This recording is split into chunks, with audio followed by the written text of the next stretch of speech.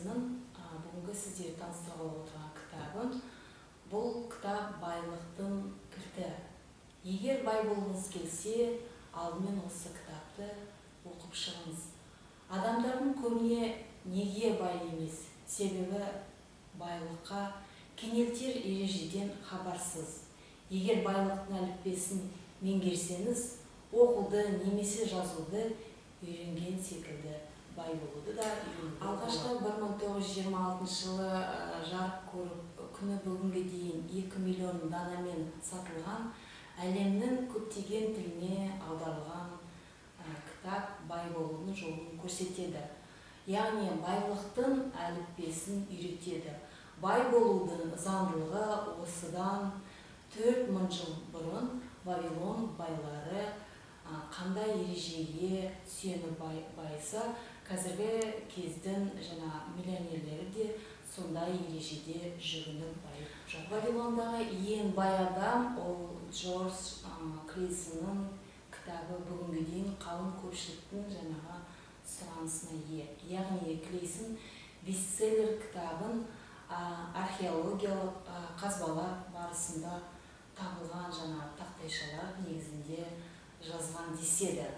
Алайда бұл автордың қиялынан туындаған оқиға болуы әбден мүмкін. Джордж Клейсон деген кім? 1874 жылдары 1950 жылдары аралығында өмір сүрген Клейсонның бизнеспен айналысқанын біреу білсе, біреу білмес.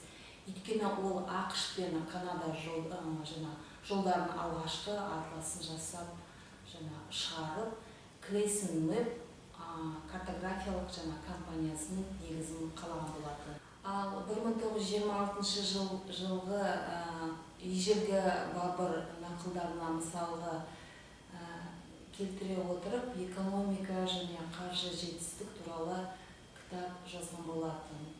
Кітапқа келетін болсақ, бірінші мұқабасында 7 ережеден тұрады.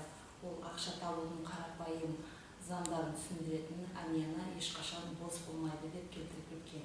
Бірінші әмиянда толтыруды бастаңдар, екінші шығынды назарда ұстаңдар, үшінші алтынды көбеюге мәжбүрлеңдер, төртінші қаржыны мақсатсыз жұмсалудан қорғаңдар, бесінші жиған тергенді тұрғын үй нарығына бағыттаңдар, алтыншы болашақтың жай-күйін осы бастан қамдандар, соңғы жетіншісі ол табысқа бастар мүмкіндіктерді сарқа пайдаланыңдар деп келтіріп кеткен болатын.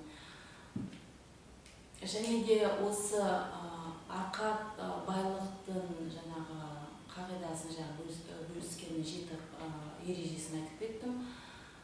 Вавилонда ең бай адам кім?